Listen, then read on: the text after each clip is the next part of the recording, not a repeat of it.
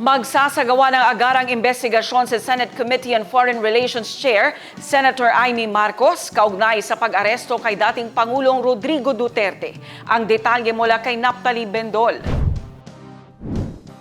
Sa isang pahayag, sinabi ni Senator Amy Marcos, ang chairperson ng Senate Committee on Foreign Relations, na magsagawa ng agarang investigasyon kaugnay sa pagkakaaresto kay former President Rodrigo Duterte.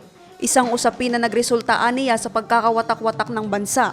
Mahalaga aniya na mailatag kung nasunod ba ang due process at matiyak na ang legal rights ng dating Pangulo ay hindi lamang dapat nasunod, kundi naprotektahan din, lalo na aniya at sangkot ang International Criminal Police Organization o Interpol at ang International Criminal Court o ICC.